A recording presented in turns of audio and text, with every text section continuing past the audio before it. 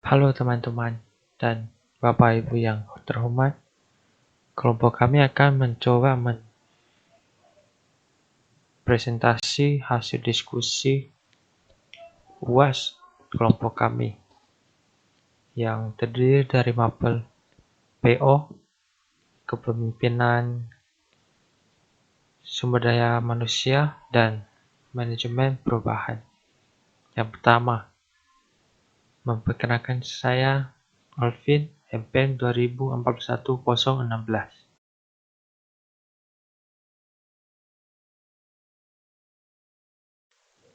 Latar belakang.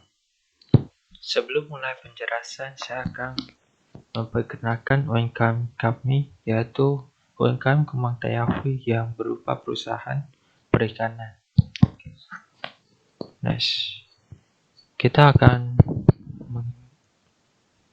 yaitu masuk ke latar belakang, yaitu menerus pengelolaan konflik adalah langkah-langkah yang diambil oleh aktor atau pihak ketiga untuk mengarah penyelesaian ke hasil tertentu. Hasil ini mungkin tidak berakhir dalam bentuk resolusi konflik dan dapat mengarah pada sikap tenang dan positif. Pada awalnya, kepemimpinan itu bukan kayak sebuah posisi atau jabatan, kayak tapi dia itu sebuah kayak tidak terbatas saja di suatu jabatan itu. Tetapi dia diberi oleh pihak luar, seperti kayak kita SD SMP itu mungkin ada pilih ketua kelas gitu. Pasti kita akan pilih seseorang, dan itu pasti bukan kita sendiri.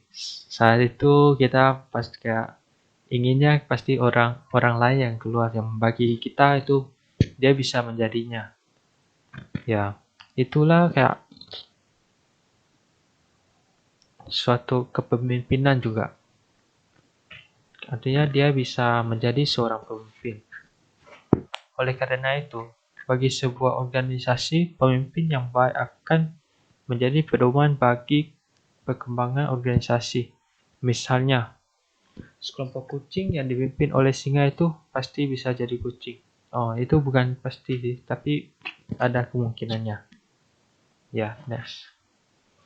Yaitu emotional leadership style.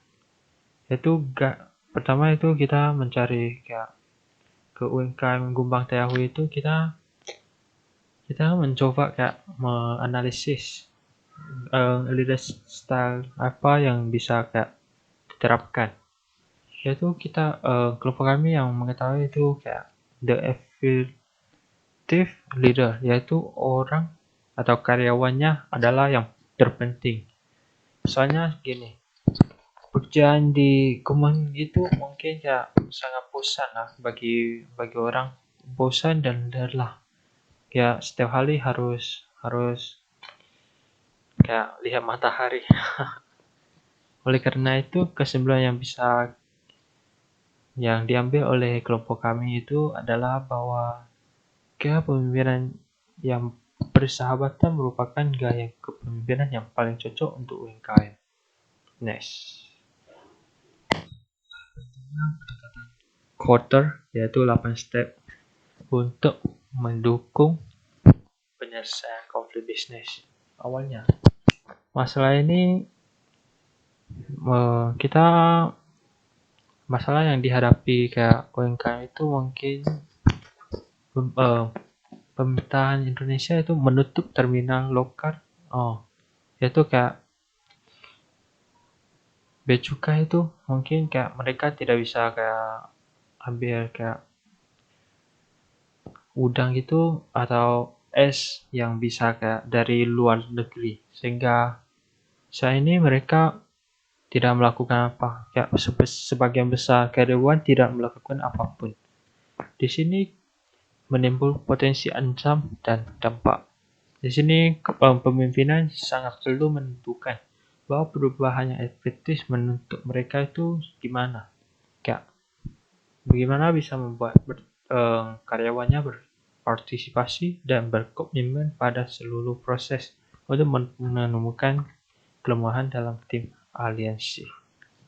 Oleh karena itu, tetapkan beberapa tujuan pendek yang bisa dicapai secara cepat itu, dan mendorong karyawan itu bisa bertindak positif sesuai dengan visi dan misi itu, yang dapat menghilangkan hambatan dalam proses transformasi.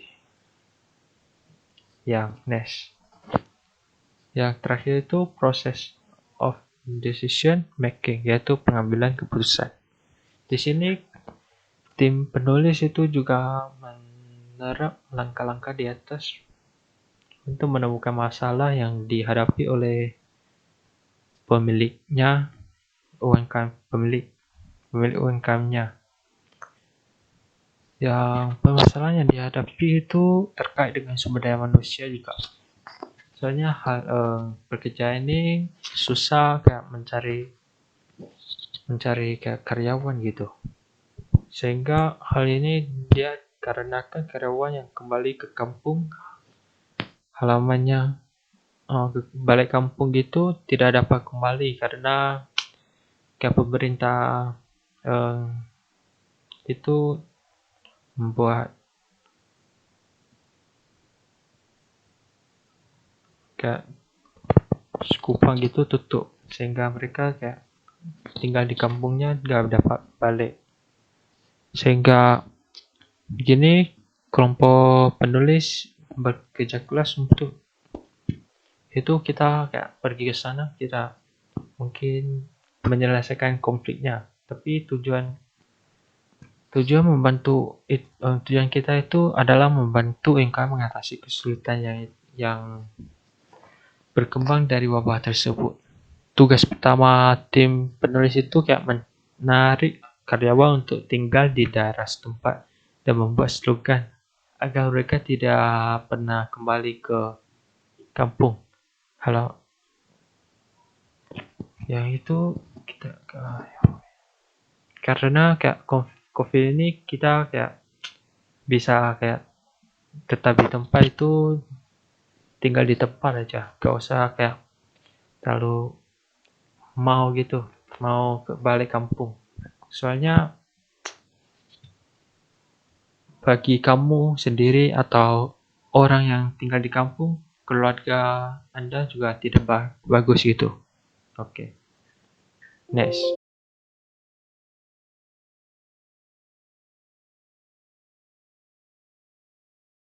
Landasan teori perilaku organisasi. Gaya kepemimpinan perusahaan Gumbang Tayahui. Perusahaan Gumbang Tayahui bergerak dengan gaya kepemimpinan demokrasi. Gaya kepemimpinan demokrasi biasanya terjalin komunikasi yang bersifat dua arah, di mana setiap bawahan dapat menyampaikan masukan jika diperlukan.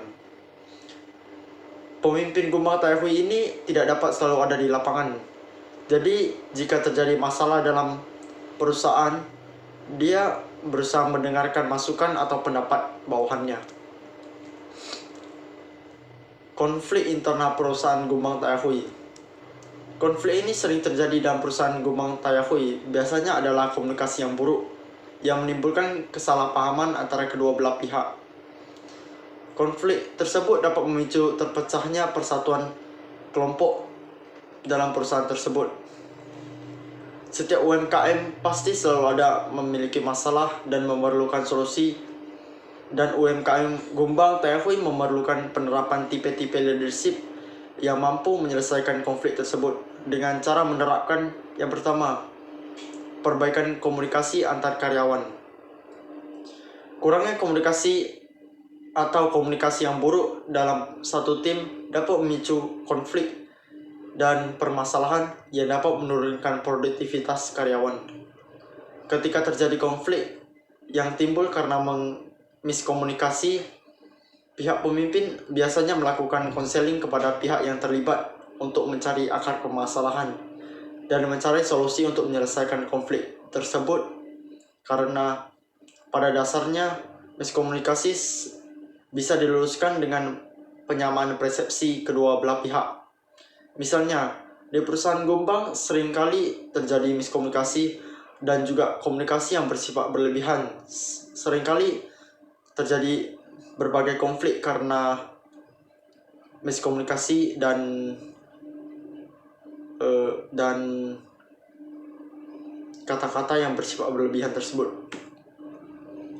Yang kedua, manajemen konflik perusahaan. Banyak perusahaan yang tidak menganggap pentingnya membuat peraturan yang jelas. Padahal dengan adanya peraturan yang jelas dan tertulis, perusahaan akan lebih mudah mengatur, menyelesaikan, dan mencegah hal-hal buruk yang dapat menurunkan produktivitas perusahaan. Perusahaan Gombang Tayahui memiliki peraturan yang jelas, tapi seringkali dianggap tidak penting. Pemimpin Gombang seharusnya lebih tegas dan memberi sanksi bila terdapat karyawan yang melanggar. Konflik tidak selalu merupakan hal yang buruk. Berusaha menjaga komunikasi kepada semua pihak karena kunci awal keberhasilan dalam menangani konflik adalah komunikasi yang baik di dalam perusahaan untuk mencapai tujuan bersama.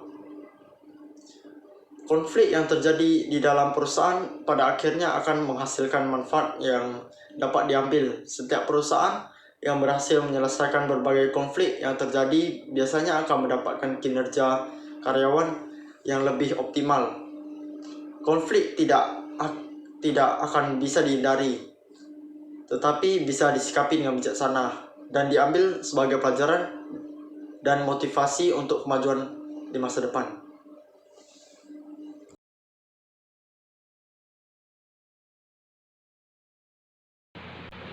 Halo teman-teman, perkenalkan nama saya Malvin Norris dengan MPM 2041017.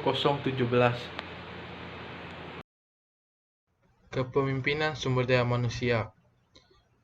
6 Emotional Leadership Style.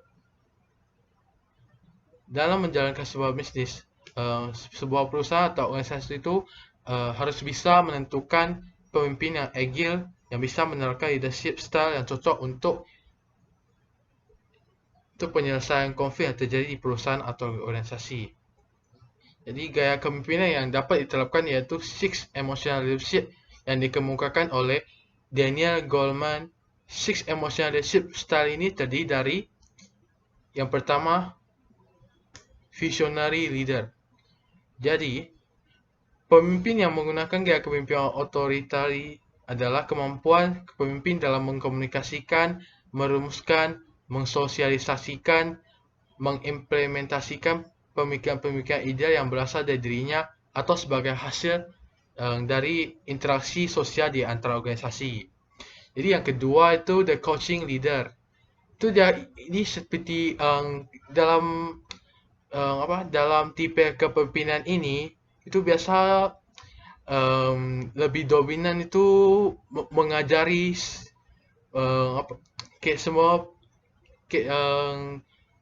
the coaching leader ini itu menggunakan gaya berempati dan memberikan semangat dan berfokus dan berpusat pada percakapan mendalam dengan karyawan yang mungkin tidak ada hubungan dengan pekerjaan saat ini. Jadi gaya pemimpinan ini adalah yang digunakan oleh UMKM kami iaitu Gombang Tayahui, yang dimana pemimpin UMKM Tayahui itu selalu membimbing dan membantu para pekerjanya. Namun pembinaan bisa gagal jika digunakan dengan karyawan yang tidak berusaha. Oleh sebab itu, pengaturan kecepatan atau kepemimpinan yang dilakukan bersifat lebih tegas yang mungkin lebih cepat. Jadi yang selanjutnya, the affiliative leader. Jadi di tipe kepemimpinan ini itu tidak akan segan membangun emotional bonds dengan anggotanya. Jadi misalnya orang yang bekerja dengan affiliative leader ini akan sangat setia padanya. Jadi pemimpin dalam tipe ini itu bersifat merangkul serta menginginkan keterlibatan semua anggota dalam kegiatan-kegiatan tim. Jadi gaya kepemimpinan seperti ini itu dapat dapat diterapkan saat perusahaan sedang mengalami konflik atau ketika kepercayaan telah rusak. Misalnya kepercayaan terhadap manajer gitu. Jadi diperlukan motivasi untuk anggota tim pada saat yang penuh tekanan.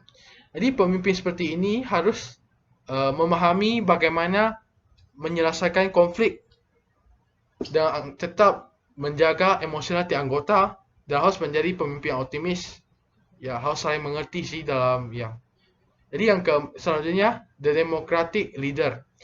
Ya, jadi di dalam tipe kepemimpinan ini, itu biasa pemimpin itu menggunakan gaya kepemimpinan yang secara aktif tuh mencari masukan dari tim mereka itu, dan mereka lebih mengandalkan mendengarkan daripada mengarahkan. Jadi kayak mereka itu lebih mengandalkan mendengarkan dari sebuah dari mengandalkan mendengarkan daripada mengarahkan.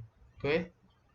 Jadi yang selanjutnya tu the purchasing leader. Jadi di gaya purchasing ini itu biasa berfokus pada kinerja dan goals. Goals itu tujuan. Jadi pemimpin yang menggunakan gaya pemimpin ini mengharapkan keunggulan tim dan mereka, dan seringkali pemimpin akan terjun langsung untuk memastikan bahawa tujuan terpenuhi. Jadi meskipun ini bisa menjadi gaya sukses, namun dapat berdampak negatif pada tim. Jadi seperti pergantian stabil tinggi, menyebabkan kelelahan, kecapean dan sebagainya. Okey. Jadi yang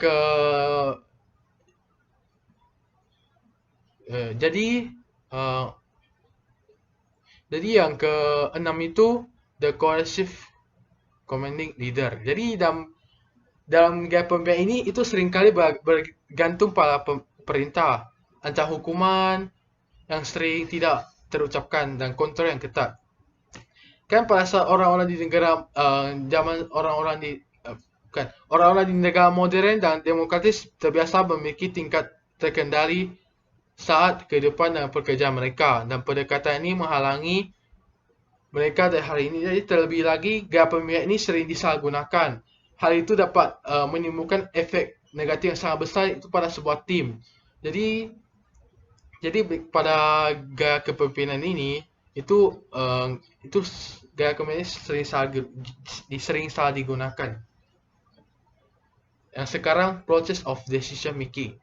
So decision itu making itu sebuah decision. Decision itu keputusan. Making itu melakukan. Ya. Jadi decision making itu adalah suatu proses pemikiran dan pemilihan dari beberapa alternatif atau kemungkinan yang paling sesuai dengan nilai atau tujuan individu untuk mendapatkan hasil atau solusi mengenai prediksi ke depan. Saat menetapkan manajemen konflik di perusahaan, harus diperlukan suatu strategi agar proses manajemen konflik tersebut dapat diselesaikan dengan cepat. Jadi ada beberapa langkah dan proses pengambilan keputusan. Yang pertama, identifikasi masalah. Jadi kita harus mengidentifikasi masalah dulu sebelum mengambil langkah.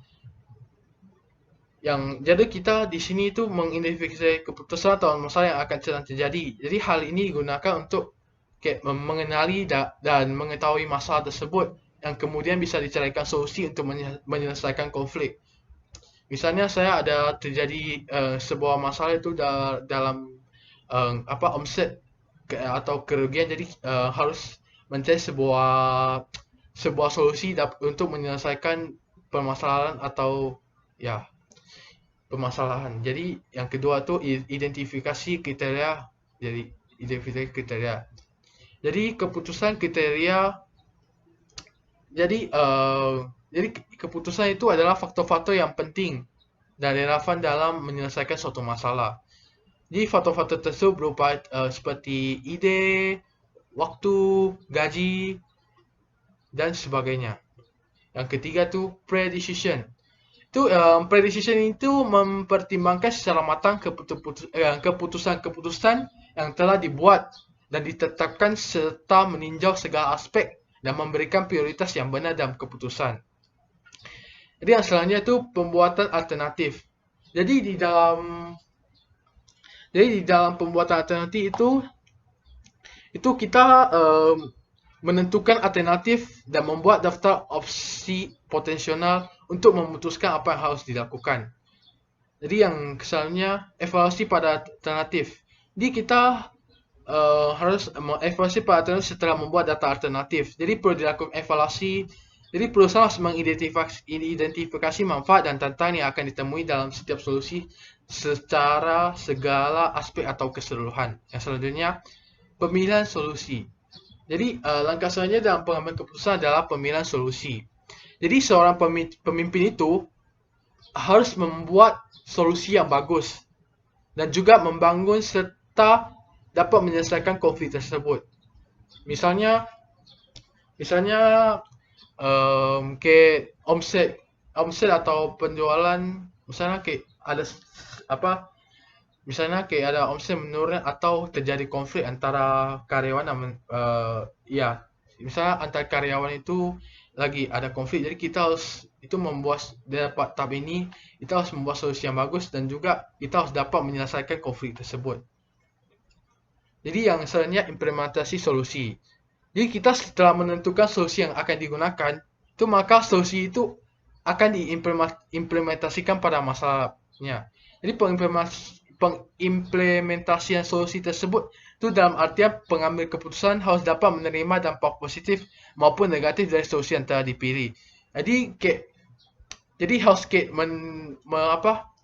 harus mendapat resiko lah. Jadi kita menerima positif atau negatif dari solusi tersebut.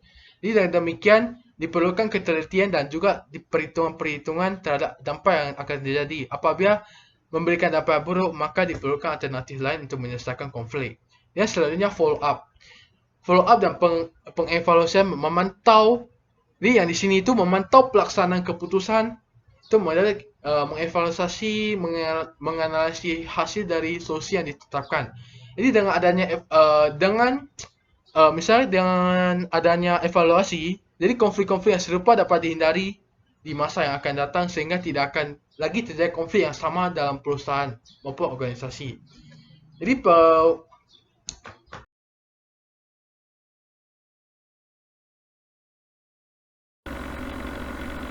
Hai teman-teman, nama saya Irianto Trisagianto. Sekarang saya akan menjelaskan bagian dari manajemen perubahan. Yang pertama itu 8 step of change, atau bisa disebut juga 8 langkah perubahan. Nah, John Carter ini menciptakan teori ini untuk memajukan kapabilitas sebuah organisasi untuk beradaptasi dan menambah peluang kesuksesannya. Yang di bawah ini merupakan bagian dari 8 langkah perubahan. Yang pertama itu establishing sense of urgency, yaitu membangun atau membentuk kebutuhan mendadak dan urgensi atas keperluan terhadap suatu perubahan. Pengembangan rasa urgensi untuk perubahan ini dapat menumbuhkan motivasi awal untuk bergerak. Yang kedua itu build a guiding coalition. Setelah kita membentuk rasa urgensi untuk membuat perubahan, kita harus memujuk orang lain untuk bergabung dengan kita dalam membuat perubahan. Setelah menimbulkan rasa urgensi dan kebutuhan akan perubahan, akibatnya itu kita harus membentuk koalisi untuk membantu kita untuk membujuk orang lain untuk meningkatkan diri, untuk meyakinkan orang untuk melakukan perubahan. Terkadang membutuhkan orang yang memiliki kepemimpinan kuat dan didukung oleh orang penting di organisasi tersebut. Yang ketiga itu create a vision for change, yaitu inisiatif dalam perubahan itu sangat kompleks dan susah dipahami oleh anggota organisasi, khusus pada anggota yang berada di hierarki bawah organisasi. Itulah kenapa di dalam penciptaan visi itu harus bisa dipahami dengan mudah dan sudah diringkas dari segala tujuan untuk perubahan, merupakan cara yang berdampak positif sehingga bisa mendapat dukungan dari seluruh organisasi. Yang keempat, communicating the vision. Untuk mendapatkan dukungan dari semua anggota organisasi, visi perubahan yang telah dihasilkan itu harus disebarluaskan di dalam organisasi. Visi perubahan ini pun harus disampaikan tidak hanya dalam rapat, tapi juga setiap kali ada kesempatan. Yang kelima, empowering broad-based actions. Langkah selanjutnya adalah menentukan hambatan atau hambatan apa yang mungkin menghalangi kemajuan kita. Anggota individu dari kelompok, aturan, dan tradisi itu mungkin saja berhubungan pada hambatan ini. Yang selanjutnya, generating short-term win. Perubahan itu membutuhkan proses dan waktu untuk mendapatkan hasilnya, sehingga berdampak pudamnya dukungan dan semangat jika proses perubahan itu lama. Itulah kenapa kita harus menjelaskan keuntungan dan menetapkan target kemajuan jangka pendek untuk menjaga momentum dan dukungan untuk langkah ini. Yang ketujuh, consolidating gains and producing more change. Penggunaan nilai kredit untuk perubahan sistem, struktur, dan kebijakan rekrutan, promosi, pengembangan karyawan untuk perubahan. Inovasi ke proses perubahan dengan karya baru, tema dan agen perubahan. Dan terakhir, entering new approaches in the future. Mengubah prosedur dan kebiasaan saja tidak akan cukup untuk menanamkan budaya perubahan dalam suatu perusahaan. Agar perubahan memiliki dampak menguntungkan jangka panjang, itu harus menjadi bagian dari hati organisasi. Senior yang terbuka untuk perubahan dan karyawan baru yang bersedia menerima perubahan akan membantu mendorong perubahan di perusahaan tersebut. Selanjutnya, pendekatan strategi. Nah, pendekatan strategi yang kita pakai itu adalah strategi Thomas Kilmann. Teori Thomas Kilmann ini ada 5. Yang pertama itu accommodating, yaitu strategi yang digunakan ketika salah satu pihak ingin menjaga suasana kerja yang damai tanpa konflik dan mengabaikan keinginan diri dengan memuaskan kebutuhan orang atau kelompok. Yang kedua itu avoiding. Strategi ini berupaya untuk menunda konflik dengan menghindari peraturan, kebijakan, dan pengambilan keputusan. Dengan menghindari konflik, seorang individu berharap masalah akan terselesaikan dengan sendirinya. Yang ketiga, collaborating. Gaya kolaborasi ini adalah cara yang sangat berguna untuk menggabungkan wawasan dari orang-orang dengan perspektif yang berbeda tentang suatu masalah, sehingga dapat menghasilkan sebuah komitmen yang kuat dari masing-masing pihak. Bisa dikatakan ini bisa menciptakan situasi win-win yaitu situasi di mana seseorang tidak akan rugi. Yang keempat itu compromising. Strategi kompromi ini dilakukan dengan cara melakukan pendekatan kepada pihak yang sedang dalam konflik, bersedia untuk mengalah atau tidak mendapatkan apa yang sebenarnya mereka inginkan demi menjaga hubungan dan kepentingan bersama. Dan terakhir itu competing. Strategi kompetisi ini menggunakan pendekatan win or lose, di mana satu pihak yang berkompetisi itu berusaha untuk mengalahkan pihak lawan. Strategi ini menjadi pilihan terbaik karena seringkali meningkatkan produktivitas kedua belah pihak yang akan mempengaruhi kinerja perusahaan.